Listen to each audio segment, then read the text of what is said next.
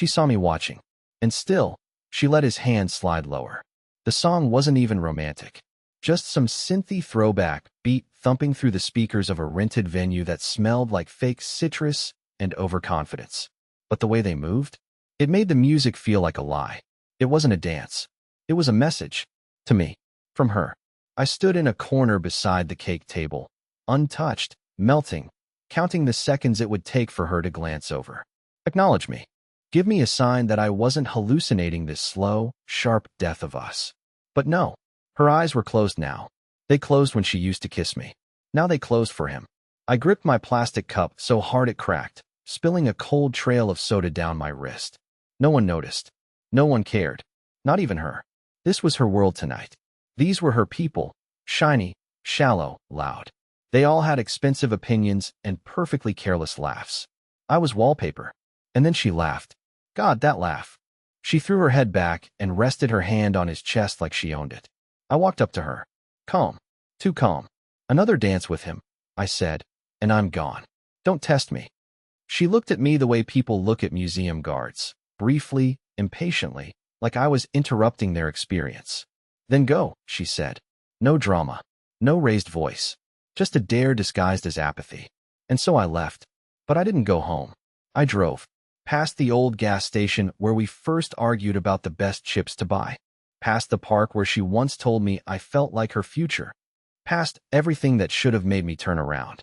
Instead, I ended up in a hotel lobby on the outskirts of town, asking for a room under a fake name I pulled from a book spine lying in the front seat. The room smelled like bleach and denial. That night, I slept without dreaming. But when I woke up and checked my phone, everything was different. Not just my marriage. My entire life. And I hadn't even opened the text yet. The message just sat there on my lock screen like a quiet detonation. Her name. One sentence. No punctuation. Sent at 2:17 a.m. You never asked the right questions. That was it. No, where are you? No, come back. Not even a period. Just those 6 words that sounded more like an accusation than a plea. Or maybe both. I stared at it until the screen dimmed. Then I stared at the reflection of my face in the black glass and wondered what exactly she thought I was supposed to be asking. Was this some kind of game? A test? Did she want me to chase her? Or had I already failed by walking out? I didn't answer. Not right away. I put the phone face down on the nightstand and sat there in the dark hotel room, listening to the low hum of the air conditioner and the sound of my thoughts unraveling one by one. The thing is, I wasn't even angry anymore. Anger would have been easier. Anger is a blunt tool. It gives you something to swing. But this was different. This was a kind of quiet devastation. A slow burn behind my ribs. Like grief, but messier. Like I'd already lost her, but she was still technically mine. I picked up my phone again and did what I knew I shouldn't. I went to her Instagram. New story. Posted 5 minutes ago. It was a boomerang. Champagne being poured into 2 glasses. Her nails. His hand. No tags. No faces. Just implication. She'd never post something like that by accident. I could feel it. She wanted me to see it. So why wasn't I yelling? Why wasn't I driving back there to catch them in the act? To blow everything up and finally have proof that I wasn't just some paranoid idiot? I'll tell you why. Because deep down, I think I already knew. Knew she'd checked out long before Vince. Knew I'd been losing her in pieces, like one of those slow-moving landslides where the ground looks solid until your house isn't there anymore. The next morning, I called in sick to work, which was a joke because I hadn't called in sick in 4 years. I drove home just to shower, grabbed a change of clothes, and ignored the echo of her laugh still trapped in the corners of our bedroom. I didn't expect to see her, but she was there, on the couch, sitting cross-legged in her pajamas like nothing happened. Like I hadn't left. Like she hadn't danced with someone else's intentions all night and then posted it for the world, or at least for me, to witness. I made coffee, she said without looking up. Her tone was flat, like she was narrating a voicemail. I didn't answer. I didn't even take off my shoes. I just stood there, waiting for her to give me something. An apology. An explanation. A reason. Anything. Instead, she reached for the remote and muted the TV. You didn't ask what it meant, she said, finally looking at me. You didn't ask if it meant anything. What? I asked, half laughing in disbelief. Are you serious right now? You just assumed, she said, folding her arms. You always do that. You assume, and then you react. That's your whole thing. That's when I realized something I hadn't fully let myself admit until that moment. She wasn't ashamed. She didn't even deny it. Because in her mind, she hadn't done anything wrong. She was operating in some alternate reality where betrayal wasn't betrayal unless it involved hotel keys and lipstick on collars. But emotional infidelity? Public humiliation? That didn't count. She stood up then, slowly, like someone preparing for battle. You want to talk? Fine. Let's talk. But you better start asking the right ***king questions. And just like that, everything I thought I knew about my wife and our marriage began to collapse under the weight of what she was about to say next. The silence after her words wasn't just awkward, it was tactical. She stood there, arms folded, waiting like a prosecutor who'd already handed the jury the damning evidence and was just watching me sweat. I didn't say anything. I couldn't. Because I suddenly understood something I hadn't wanted to face before. She wasn't confused, she wasn't caught, and she sure as hell wasn't sorry. She had planned this. Not the exact moment. Maybe, not the party itself, not even Vince specifically. But she had been building toward this tipping point for months. And I, like the fool I am, had played right into it by being just angry enough to storm out, but not strong enough to stay gone. She walked past me into the kitchen, her hair still messy from sleep, and opened the fridge like this was any other morning. I wanted to scream, to slam the fridge door shut and demand the version of her I used to know. But I couldn't even bring myself to move. My legs felt rooted to the carpet, my chest tight, like I'd been inhaling smoke all night. And maybe I had. Sit, she said, without turning around. I'll explain, but I'm only saying this once. Still, I didn't move. She sighed, poured herself a glass of orange juice, leaned against the counter, and finally looked me in the eye again. You never asked me why I stopped trying, she said. You just act like I woke up one day and decided to ruin everything. You didn't notice when I started sleeping on the far edge of the bed. You didn't notice when I stopped talking about my day. You didn't even flinch when I stopped saying, I love you first. I opened my mouth to respond, but there was nothing useful in there. Just a tangled knot of fear and pride and something worse, recognition. Because she was right. I hadn't noticed. Not because I didn't care, but because I thought it was just marriage. I thought love naturally wore down into routine, like jeans that eventually fade no matter how well you wash them. She continued, calmer now. Vince didn't seduce me. I let him in. I wanted to feel, I don't know, chosen again. Like someone saw me and wanted me. Not just tolerated me. That hit me harder than I expected. Not because I hadn't heard something like it before. I had, plenty of times, in TV dramas and podcasts and viral confessions. But because she meant it. Her voice didn't shake. Her eyes didn't flicker with guilt. She was just done hiding. I'm not saying I handled it right, she added. I didn't. But you never fought for me, Cal. Not once. That's when I laughed. Not because it was funny, God, no, but because it was all so absurd. I had worked overtime. Missed birthdays. Skipped trips. Not for fun. Not for freedom. For us. For our life. I thought I was fighting for her every single day. You think showing up to a job you hate is the same thing as loving someone? She said when I told her that. You think paying bills equals affection? I didn't need you to be a martyr. I needed you to look at me like you used to. My fists clenched under the table. Because again, she wasn't entirely wrong. But when did it become my sole responsibility to maintain the spark? When did loving someone turn into a test with no right answers? Then she said the part that stuck with me the most. The part that would replay in my head for weeks. You gave up first, Cal. I just finished what you started. There was no yelling. No throwing things. No melodrama. She just walked past me again, grabbed her laptop, and went upstairs, like the conversation had been a dentist appointment she was glad to have behind her. Like she'd just filed a form with HR and could finally get back to work. I sat there alone, the room humming with leftover tension. And for the first time in all of this, I realized something sickening. She knew I wouldn't leave. Not really. She had pushed the line on purpose. Because somewhere deep down, she didn't believe I had the guts to cross it myself. She was right. I was still there. And the part that scared me most? I didn't know why. 3 days passed before we said another word to each other. 3 full days in that house, orbiting each other like 2 dying stars, close enough to feel the gravity, but never colliding. She worked from the dining room. I sat in the garage, drinking instant coffee and pretending to reorganize my tools. I listened to the sound of her keyboard through the walls, wondering how someone could sound so functional while everything around them was falling apart. On the fourth morning, I finally broke the silence, not because I had something noble to say, but because I needed to check our joint bank account. I was supposed to transfer money for the water heater repair, but when I tried to log in, the screen gave me a polite, corporate message I'd never seen before. Password incorrect. Attempt 3 of 5. I tried again, and again, then checked my phone for the usual post-it note she kept near the fridge with our updated passwords. It was gone. For a moment, I stared at the login page, thinking maybe I had lost my mind. Maybe I was entering the wrong email. Maybe it was just a system glitch. But I knew better. She had changed it. Quietly. Intentionally. Without a word. That was her version of warfare. Not loud, but surgical. Cutting things without blood. When I confronted her, if you could even call it that, she didn't deny it. She barely looked up from her laptop. You weren't using it, she said. I just wanted to track a few things. You mean hide a few things? I replied, my voice thinner than I'd meant it to be. She didn't argue. Didn't even flinch. Just gave me that same expression she'd worn since the party. Like she was already in a different chapter, and I was just a footnote refusing to fade. I started spiraling that afternoon. I checked everything.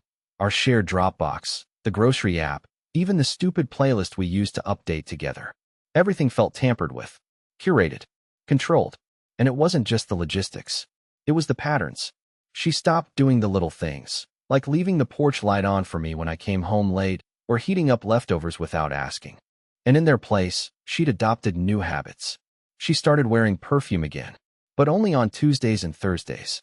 She kept her phone face down, but now it buzzed more often at night. Always muted. Always ignored until she was alone. I didn't want to be that guy. The paranoid husband snooping through drawers and checking timestamps on receipts. But paranoia isn't crazy when it's based on patterns. And the pattern was clear. She was building a new version of herself, and I wasn't invited. But then, late that same night, something unexpected happened. I heard the printer in her office humming. It startled me because we hadn't used that printer in months. I waited, listened, and then, when I was sure she'd gone to bed, I went in. One page. Just one. Still warm. I picked it up, expecting something mundane. But it wasn't. It was a contract. A lease agreement. A downtown apartment. Studio. Month to month. Signed. Her name. Not mine. Dated the week before the party. The blood in my body seemed to shift direction. I stood there holding the paper like it might burst into flames. Because it wasn't just the betrayal, it was the timeline. She hadn't been reacting to the party. She'd anticipated it. She'd planned for the fallout before it ever happened. Which meant Vince wasn't the problem. He was the exit strategy. She had already started leaving me long before I ever issued that warning on the dance floor. And I'd been pacing around this house like I still had a choice. I went back to the garage and sat on the cold concrete floor for almost an hour. I didn't cry, didn't shout. I just stared at the ground and asked myself a question no one ever wants to face. How do you fight for something that's already been evacuated?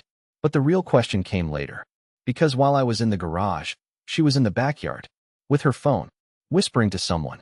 And I swear to God, she said my name. But not like a wife. Like a problem. I didn't sleep that night. I sat in the garage with the lease agreement in one hand and my car keys in the other, like one of them might tell me what the hell to do next. The paper crinkled with sweat from my grip. I must have read it 20 times, searching for something I missed, a note in the margin, a hint, anything that might make this feel less like an ambush and more like a mistake. But it was all clean, sterile, intentional. Her name printed neatly at the bottom, the date circled, the rent reasonable but not modest. She hadn't chosen that place in a panic. She'd planned. She'd walked through that apartment and smiled and nodded and signed, while I was probably at work texting her if we still had almond milk. But what kept ringing in my ears, louder than the lease, louder than her silence, was what I'd heard from the garage. Her voice. Out back. Late at night. Talking on the phone. Whispering. She said my name. Not like Cal. Not warm. Not familiar. It was colder, like she was referencing a file. Like she was describing me to someone who didn't know me. And when I crept to the back door and pressed my ear to the glass, I couldn't make out the words, just the tone. Low, tense. Measured. Like she didn't want to be overheard. And yet, there I was, doing exactly that. I waited until she went back inside and the lights went off. Then I walked the yard in my socks, as if the grass might still echo what she'd said. I knew how crazy I looked. I knew what this would sound like if I ever told anyone. My wife stood outside at midnight and said my name weird, so now I think she's plotting something. But paranoia, I've learned, doesn't care about sounding sane. It only cares about being right. The next morning, she was gone by the time I woke up. No note, no message, just an empty coffee mug in the sink and the scent of her perfume still hanging in the hall like a question I couldn't answer. I sat down at her desk, staring at the printer, at the blank computer screen, at the chair that still had the curve of her spine in it. I opened her laptop. Password required. Of course. I tried the obvious ones. Our dog's name. Her old birthday before she legally changed it for numerological reasons. The nickname her mom used to call her. Nothing worked. After the third failed attempt, I stopped. I wasn't ready to trigger an alert or lock it out. Not yet. So I did the next worst thing. I went through her drawers. Not proud of it. But when you feel like your life is disappearing piece by piece, you dig. You excavate your own house like it's a crime scene, hoping to find something you can cling to, a receipt, a note, even a lie. I found gum wrappers, business cards, a candle that smelled like pine and regret. But then, in the back of the drawer, underneath a stack of expired coupons, I found a folded piece of paper that didn't belong. It was creased carefully, almost obsessively. It was a printed screenshot of a message thread with someone named D.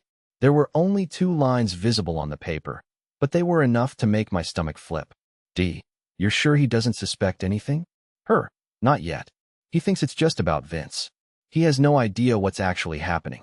I sat on the floor, back against the wall, reading those lines over and over until the words blurred.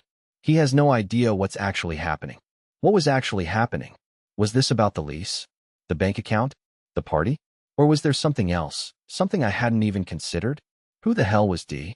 And why was she printing out messages and hiding them in drawers like it was 1997? I wanted to call her. Demand answers. But what would I say?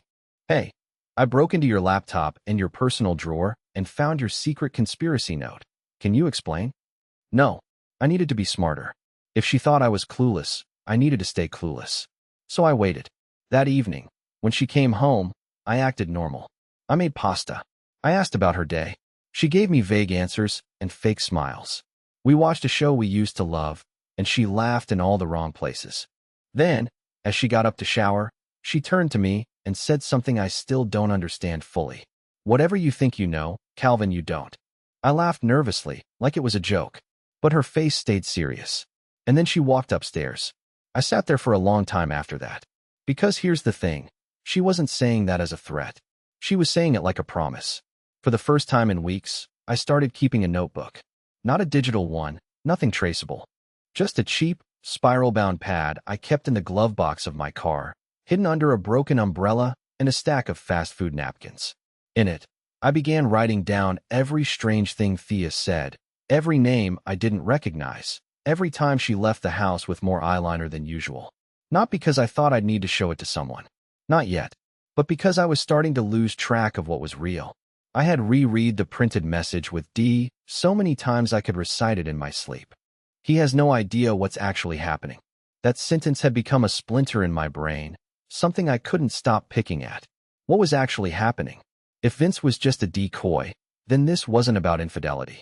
This was about strategy, layers. And I wasn't just dealing with a woman falling out of love. I was dealing with someone orchestrating something behind my back. 2 days after I found the screenshot, I followed her. I know how that sounds. Believe me, I do. But I wasn't stalking her. I was investigating. That's how I framed it in my head. I needed clarity. I needed to feel like I wasn't drowning in a fog of assumptions. I waited until she left for a quick Target run after dinner, then followed her car and mine, hanging far enough back to not raise suspicion but close enough that I wouldn't lose her. It felt ridiculous at first, like something out of a low-budget spy movie. But then she drove past Target and kept driving. Downtown. Straight into the industrial district. Rows of old buildings turned into lofts. Some still under construction. I parked a block away and walked the rest on foot, ducking between parked cars when I had to, feeling like an idiot with every step. She didn't go to a store. She didn't meet anyone outside. She entered a building I didn't recognize, one of those renovated warehouses with no signage and buzz entry only. I waited on the corner, pretending to talk on the phone, heart pounding like I'd just robbed a bank. 12 minutes later, she came back out. Alone. No bag. No box. Just calm. She looked around, then walked quickly back to her car. I waited until she was long gone before I approached the building. The directory next to the buzzer was mostly blank. Some unit numbers, no names. But one stuck out. Unit 309D, Ramirez. D. I didn't press the buzzer. I didn't knock. I just stood there for a full 5 minutes, staring at those letters like they could open themselves and answer everything. But they didn't. Eventually, I walked back to my car, half expecting to find a ticket or a note or a trap, but there was nothing. Just my dusty old sedan, waiting for me like a loyal dog. That night, I didn't ask her anything.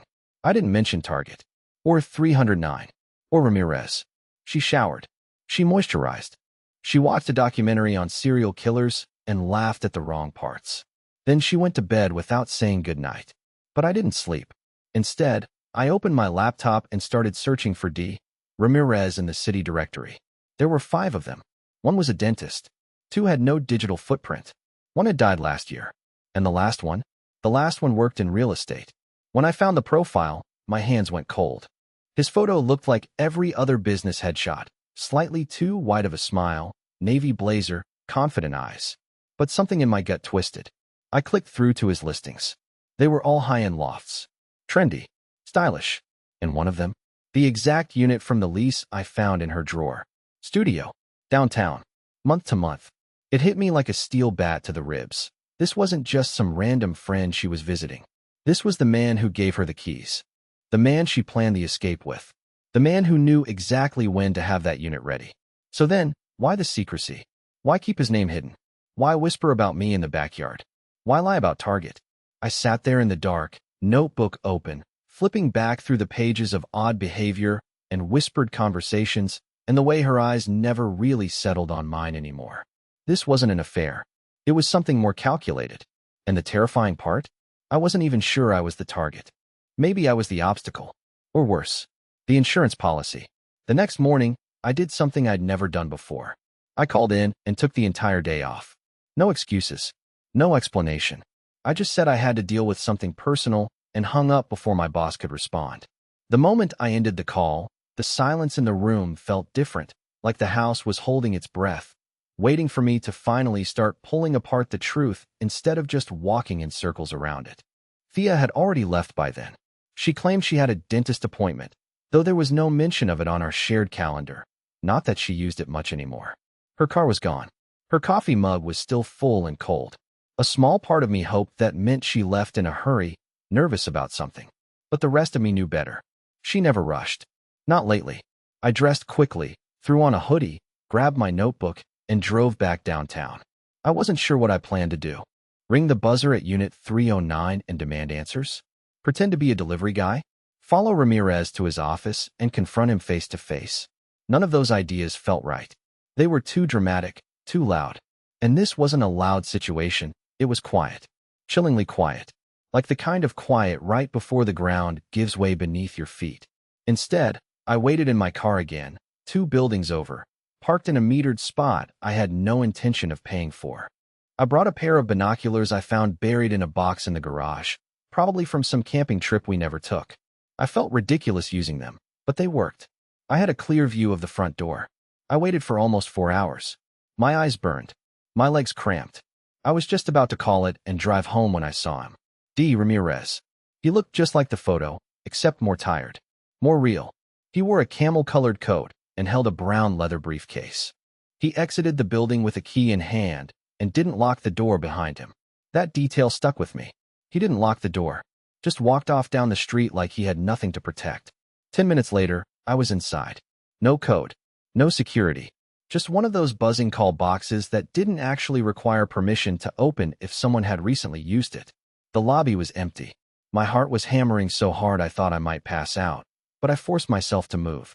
The elevator creaked as it carried me to the 3rd floor. The hallway was carpeted, beige, lifeless.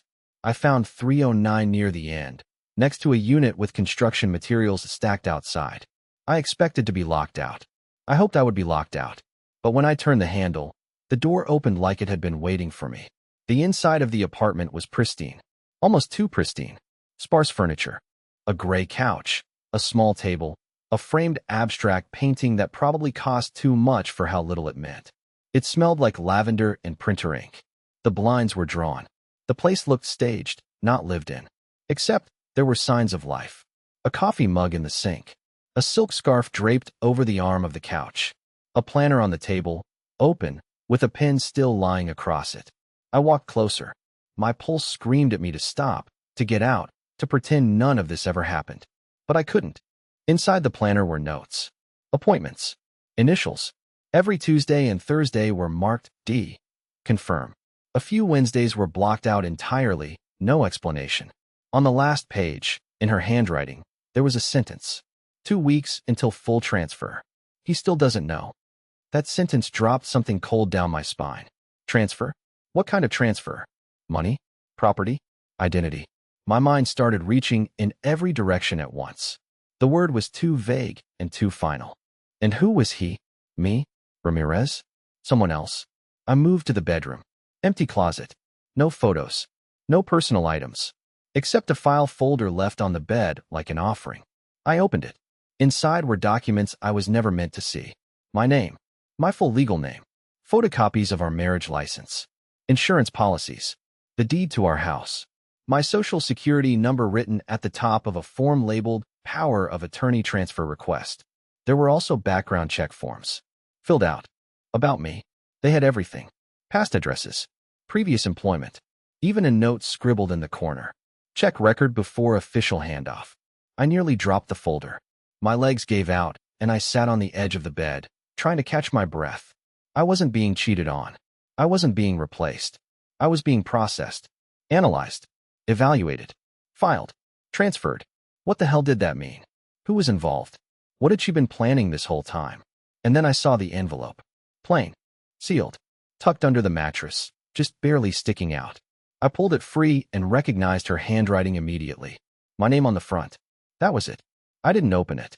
Not yet. I took photos of everything with my phone, returned everything exactly where I found it, and slipped out the door like a ghost. In the elevator, I realized something else. I wasn't scared of Thea anymore.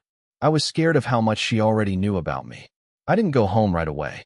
I parked 3 blocks away from our house and sat there in the car with the envelope on the passenger seat like it was ticking. I watched people pass by, walking dogs, sipping coffee, pushing strollers. Their lives looked so uncomplicated, so light. I wondered how many of them had secrets under their beds. How many had backup apartments and exit strategies and folders about their spouses. I stared at my name on the envelope for what felt like an hour. Then I opened it. No drama. No wax seal. No poison pen.